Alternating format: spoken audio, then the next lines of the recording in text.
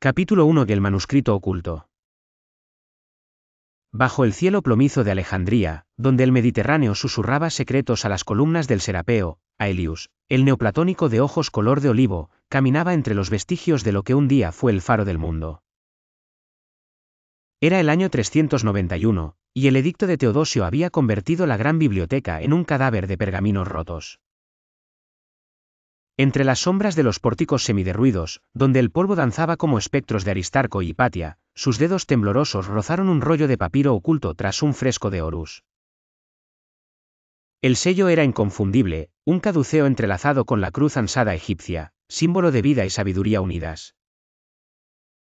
Al desenrollarlo, caracteres dorados, oro verdadero o alquímico, se revelaron, antes que el tiempo, el uno sin rostro engendró el verbo en el vientre del caos. Quien comprenda esta verdad poseerá la llave de Tot. El texto, atribuido a Hermes Trismegisto, hablaba de la tabla esmeralda como un espejo donde los dioses habían escrito las leyes de la creación. Aelius sintió un vértigo divino, como armonizar esto con las Eneadas de Plotino, que negaban toda materialidad al uno. Esa noche, en su celda de estudios, rodeado de tratados sobre el alma y el cosmos, un sueño lo visitó. Un anciano con cabeza de ibis, Tot para unos, Hermes para otros, lo condujo a un desierto de estrellas. Busca donde la esfinge llora lágrimas de arena, murmuró, pero recuerda, el camino al nous pasa por el abismo de tu propia ignorancia. Al despertar, Aelius quemó incienso de mirra y recitó el Hermes Trismegisto de Lactancio: Dios es un círculo cuyo centro está en todas partes. Pero ahora, esas palabras le sabían a promesa incumplida. Al amanecer, visitó a su maestro, el viejo Olimpio, ciego y postrado en su lecho de cañas. ¿Puede la razón, preguntó Aelius, abrazar lo divino sin traicionarse? El anciano, con voz de hojas secas, respondió: la filosofía es la sombra que proyecta la luz de lo inefable. Pero cuidado, joven, las sombras también engañan. Esa tarde, mientras copiaba versos de Proclo, un grupo de monjes parabolanos irrumpió en el scriptorium. Quemaron un códice de Porfirio, gritando: «Solo Cristo es el Logos». Aelius escondió el papiro hermético bajo su túnica. El calor de las llamas le recordó el fuego que ahora ardía en su pecho. En la playa, al caer la noche, contempló el faro de Sostrato. Las olas mecían cadáveres de papiros con textos de Eurípides. Un pescador copto le ofreció un pez con el símbolo de Ichthys tallado en el lomo. El conocimiento es como este pez, dijo el hombre, sonriendo sin dientes: si lo atrapas, muere; si lo dejas nadar, te alimenta. Aelius no supo si era una metáfora o una burla. Regresó a su habitación y abrió el papiro nuevamente. Una línea antes invisible brilló: el que quiera volar hasta el trono de Dios debe primero descender a su propio infierno. Esa misma semana, el obispo Teófilo ordenó la destrucción del Serapeo. Aelius, entre la turba enfurecida, rescató un fragmento de la estatua de Serapis. En su base, encontró grabado: la verdad no se quema. Esa noche, empacó un zurrón con pan de cebada, un frasco de tinta de sepia y el papiro hermético. Al salir por la puerta de la luna, un mendigo le susurró en griego: el desierto te espera, hijo de Hécate. Aelius dudó: ¿era un presagio o el vino barato hablando? No importaba. La biblioteca de su alma ya estaba en llamas.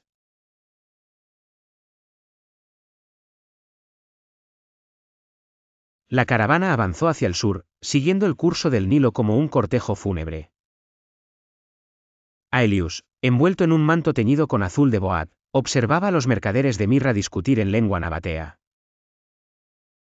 En Eleusina, un vendedor de amuletos le ofreció un escarabajo de jade con inscripciones: Kepri rueda el sol, pero Tot enrolla el tiempo.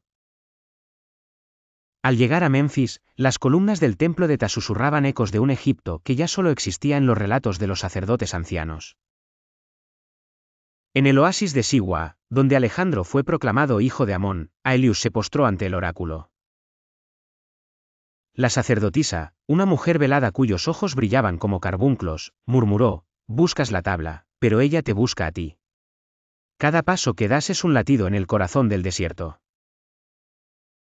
Un hierofante le mostró un papiro ilustrado con Isis reuniendo los miembros de Osiris, así como ella reconstruyó el cuerpo del dios. Tú debes unir lo que el tiempo ha separado, Hermes y Tot, Grecia y Kemet. Al cruzar el lago Mareotis en una barca de papiro, un pescador le habló de la estela de Metternich, donde se narraba cómo Isis robó el nombre secreto de Ra. El poder está en los nombres, advirtió el hombre, pero el verdadero nombre de Dios no puede pronunciarse. Aelius anotó en su diario, ¿acaso la tabla esmeralda es ese nombre hecho piedra? En las arenas de Giza, al pie de la esfinge mutilada por iconoclastas, un guardián del Serapeo sobreviviente lo abordó. Vestía una túnica parchada con fragmentos de textos órficos. La pirámide no es tumba, dijo señalando a Keops, sino una escalera cuyos peldaños son preguntas. Le entregó un mapa trazado en piel de gacela, donde el ojo de Horus marcaba una grieta al este de la segunda pirámide. Allí donde la sombra del faraón besa la tierra al mediodía. El descenso comenzó al alba. La grieta, apenas visible entre las piedras ciclópeas, exhalaba un viento cálido que olía a incienso y salitre. Aelius encendió una antorcha de sebo y avanzó por corredores cuyos muros mostraban frescos de dioses híbridos, Anubis con torso de Aristóteles, Horus portando el caduceo. En una cámara circular, 7 puertas de bronce, cada una grabada con un planeta, lo rodearon. Una voz sin cuerpo resonó, elige la puerta que no existe. Recordando los versos herméticos, el octavo cielo es el silencio, empujó la pared lisa donde debería estar la octava puerta. La piedra cedió, revelando un túnel inundado de luz azulada. Al final, una sala abovedada albergaba una estela de esmeralda radiante. Antes de tocarla, una figura envuelta en vendas, ¿un sacerdote? Una momia, emergió de las sombras. Soy el guardián del umbral, anunció. Responde, que une el halcón en vuelo al pez en el abismo. Aelius cerró los ojos. Vio el vuelo de Horus sobre el Nilo y los peces que habitaban sus profundidades. El agua, respondió. El halcón bebe de ella, el pez es hecho de ella. Ambos son el río, aunque lo ignoren. El guardián se desvaneció. Al posar su mano sobre la tabla, jeroglíficos dorados se encendieron, como es arriba, es abajo, como en el cielo, en el inframundo. De pronto, la sala entera vibró. Arenas del tiempo lo envolvieron, y Aelius cayó de rodillas, viendo su vida desplegarse como un papiro infinito. Al despertar, estaba de vuelta en la superficie. La esfinge lo miraba con sus ojos ciegos. En su bolso, encontró un fragmento de esmeralda con una sola palabra grabada, unum. Mientras la caravana regresaba a Alejandría, una tormenta de Simún borró las huellas tras él. En la distancia, juró ver al guardián del umbral saludándolo con un cetro en forma de serpiente.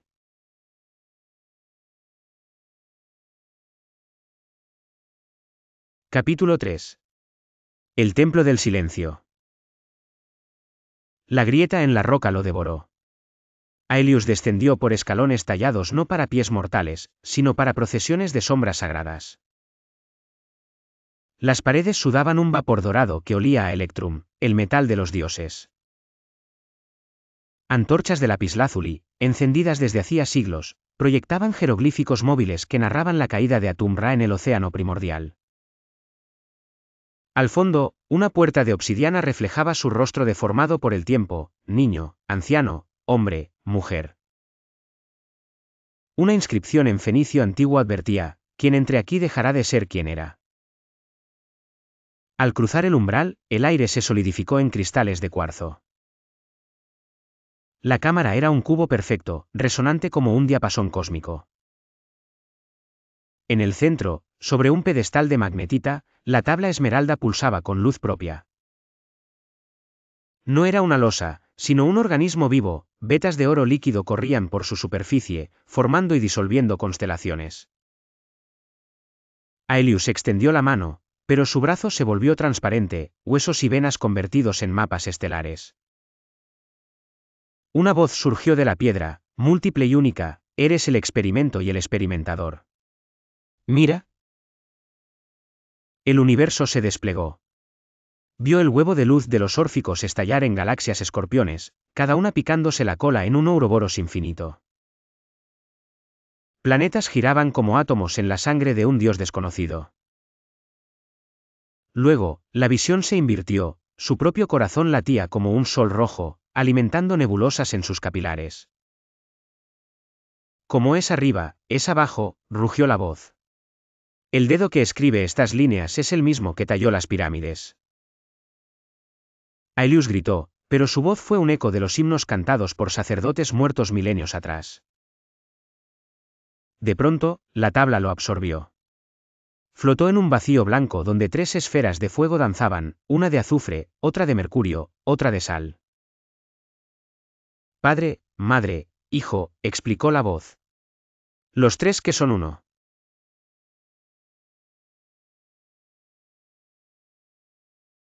Eres el espejo que busca su reflejo, dijo el ojo. Rompe el velo. Aelius, poseído por una fuerza arcaica, cantó el nombre prohibido de Dios, aquel que Moisés escuchó en el Sinaí, YHWH. La cámara estalló en llamas verdes. Cuando el fuego se apagó, la tabla yacía ante él, ahora opaca y silenciosa. Al tocarla, sus dedos dejaron surcos que se rellenaron con oro líquido. Las inscripciones cambiaron, mostrando un texto en griego, copto y sánscrito simultáneo: Dios es un círculo cuya circunferencia es el alma y cuyo centro está en todas partes. Entonces comprendió, la tabla no era un objeto, sino un estado. Un espejo del nous que solo reflejaba a quien había muerto en sí mismo. Al salir, la grieta se había sellado. La luna llena bañaba el desierto, convertido en un mar de plata. En su bolso, encontró un fragmento de la tabla, una esmeralda tallada como un ojo. Al mirarla, vio reflejado no su rostro, sino el de Plotino sonriendo. El uno no se conoce, murmuró el filósofo, se es. En el viaje de regreso, la caravana fue atacada por bandidos nómadas. Aelius, en lugar de huir, les mostró la esmeralda. Uno a uno, cayeron de rodillas, llorando.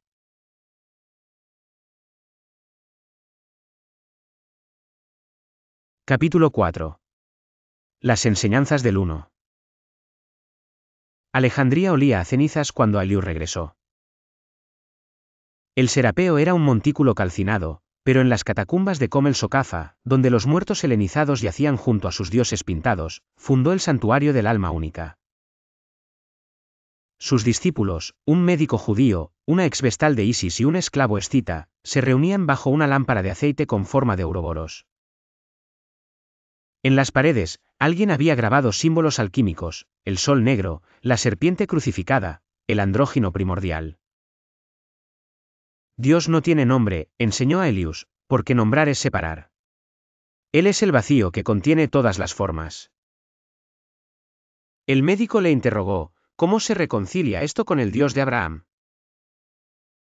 Aelius mostró una moneda con la efigie de Constantino: el César acuña su rostro en el metal, pero el oro sigue siendo oro.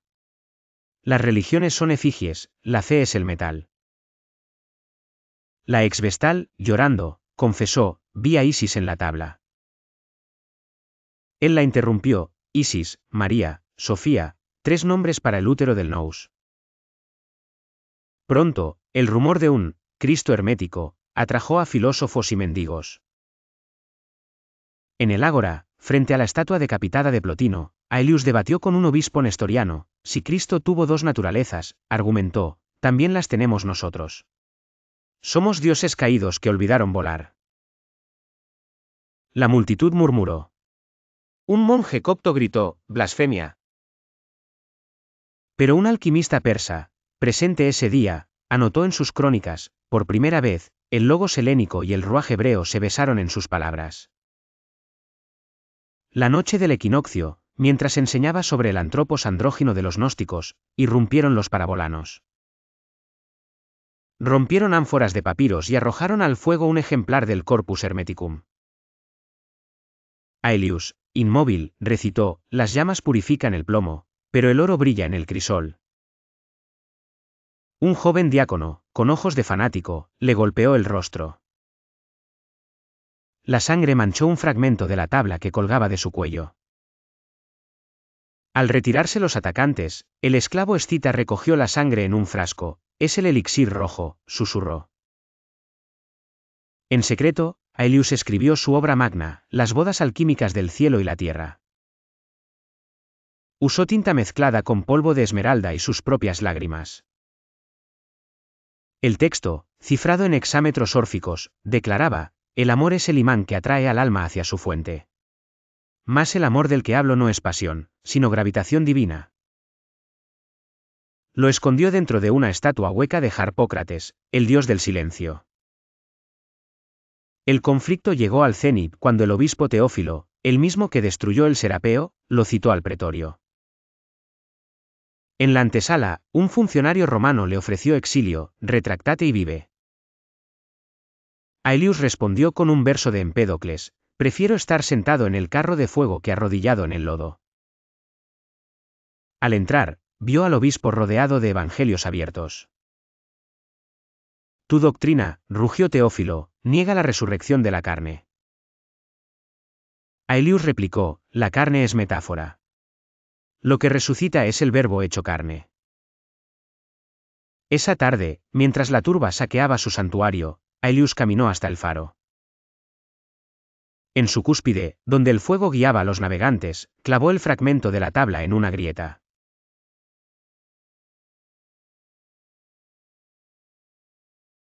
Capítulo 5. La condena del sabio. El juicio se celebró en la Basílica de Alejandro, donde los retratos de evangelistas observaban desde mosaicos desgastados. Aelius, con las manos atadas por cuero de búfalo, fue llevado ante una mesa cubierta de rollos, sus propios escritos, el Corpus Hermeticum, y un evangelio de Juan abierto en el prólogo. El obispo Teófilo, engalanado en púrpura, señaló la tabla esmeralda colgando del cuello del filósofo: este amuleto es pacto con demonios. Aelius, sereno, citó a Clemente de Alejandría: la verdad, venga de donde venga, es del Señor. El fiscal, un jurista formado en Atenas, leyó cargos: corromper a la juventud con doctrinas que igualan al hombre con Dios. Aelius replicó: ¿no dijo Cristo, sois dioses? El pecado no es ambición, sino olvido. Un murmullo recorrió la sala. El obispo golpeó su báculo: silencio. Este hombre niega la cruz. Aelius se levantó, las cadenas resonando como címbalos rotos: la cruz es el crisol donde el plomo del alma se transmuta. Yo no la niego, la completo. Un testigo, antiguo discípulo traidor, declaró: enseñó que la resurrección es metáfora.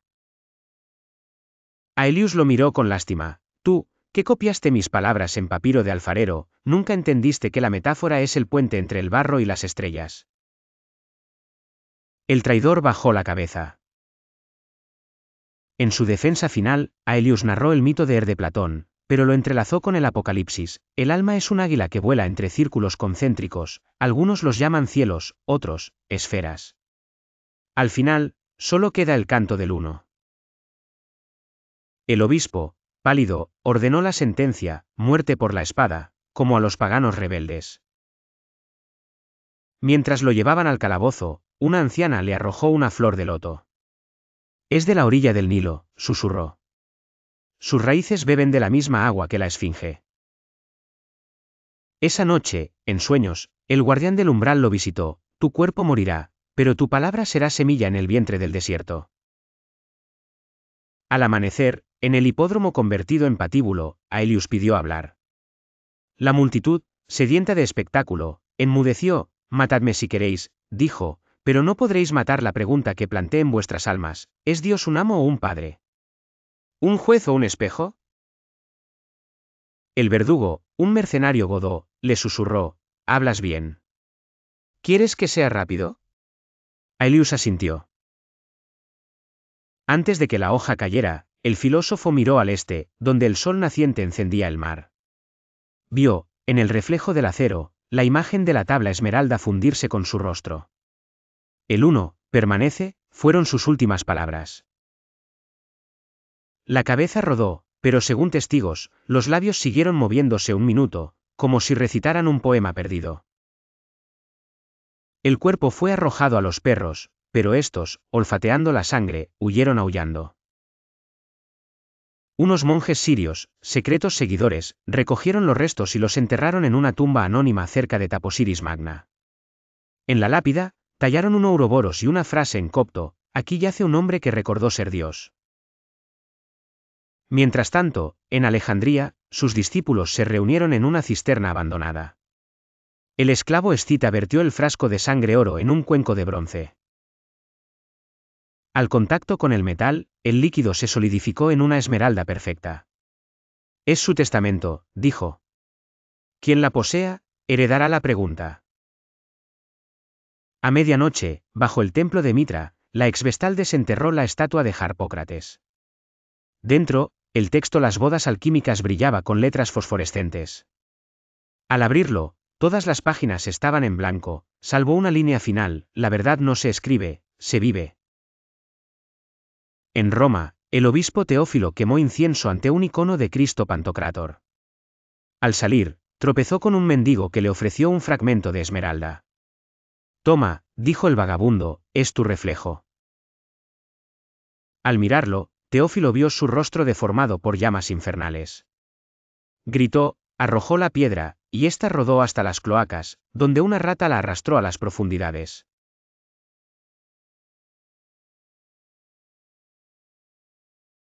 Capítulo 6. El legado eterno. La sangre de Aelius fecundó la arena. En Taposiris Magna, donde los vientos del mar borraron su tumba, un monje copto llamado Papnucio soñó con una esmeralda que hablaba en versos sáficos. Siguiendo el sueño, excavó bajo el templo de Osiris y halló un cofre de cobre con 7 sellos, dentro, los escritos de Aelius y un fragmento de la tabla envuelto en lino de momia.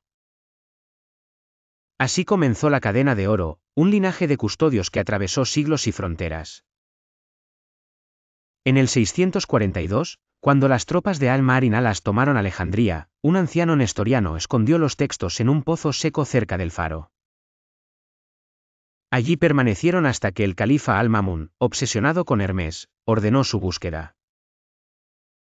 El sabio persa Al-Kindi los tradujo al árabe, titulándolos Kitab al-Zumurrud, libro de la esmeralda. En los márgenes, escribió: este no es un libro, sino un río cuyas aguas beben los sedientos de todas las fes. En 1145, en Toledo, el monje Hugo de Santalla encontró una copia mozárabe en la biblioteca de un imán borracho. Al traducirla al latín, insertó versos del Cantar de los Cantares: sus ojos son palomas junto a arroyos de agua, lavadas en leche. Los alquimistas de Montpellier creyeron que describía el Lapis Philosophorum. En París, Alberto Magno citó a Aelius en sus sermones: Dios es la luz que se refracta en el prisma de las almas. Newton, en 1689, compró una copia adulterada en una subasta de Londres. En su laboratorio, junto a frascos de mercurio, anotó: la tabla confirma mi teoría, la gravedad es el amor del uno por sí mismo. Pero al intentar replicar la prima materia usando sus fórmulas, solo obtuvo polvo rojo. En su diario, frustrado, escribió: Hermes me burla desde el abismo. En 1799, cuando Napoleón saqueó Egipto, un soldado encontró la lápida de Aelius cerca de Rosetta. La confundió con basura y la usó para calentar su sopa. Esa noche, soñó con un filósofo que le mostraba jeroglíficos ardiendo. Al despertar, talló en la piedra: aquí yace la verdad, y la arrojó al Nilo. Un pescador la recogió y la vendió a un anticuario griego, quien la envió a Múnich. Allí, en 1819, el poeta Hölderlin la vio y escribió: solo los locos y los muertos leen las estelas del desierto. En 1945, cerca de Nag Hammadi, un campesino encontró una jarra con papiros gnósticos. Entre ellos, un texto titulado Las bodas alquímicas del cielo y la tierra fue confiscado por el gobierno egipcio. Solo en 1977, un becario alemán notó que las letras, bajo luz ultravioleta, formaban un mapa, señalaban una cripta bajo la pirámide de Zoser. Dentro, había una esmeralda tallada como un ojo y un pergamino en griego. El que lea esto, sepa que el tiempo es un espejo roto. Reúnan sus fragmentos. Hoy, en códigosnews.com, un bloguero brasileño subió fotos de una tumba saqueada en Saqqará. Entre escombros, se veía un caduceo y la palabra, unum. Al día siguiente, recibió un correo encriptado: la esfinge aún llora en Río. Busca en el Cristo Redentor. En la base de la estatua, encontró una cápsula con un USB y un pergamino microfilmado. El archivo, titulado Aelius Serpentis, contenía coordenadas: 30 grados 58 45 n 29 grados 07 32, las ruinas de Taposiris Magna. Los discípulos modernos, un grupo de físicos cuánticos y monjes tibetanos, se reunieron allí en 2023.